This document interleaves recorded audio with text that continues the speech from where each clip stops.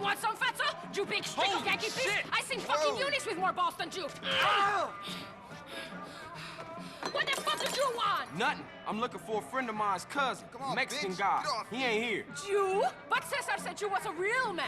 Crazy. Lady, bitch. I'm a God-fearing, peace-loving man of the people. Whatever, asshole. Let's go. Damn, relax, baby.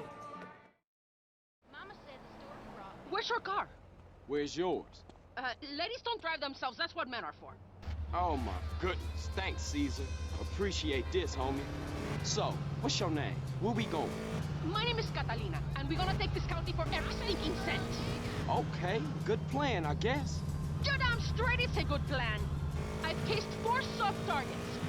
A liquor store in Blueberry, a bank in Palomino Creek, a gas station in Dillimore, and a betting shop in Montgomery. Hold up. Which one first? You're the driver, you dumb pig. You choose.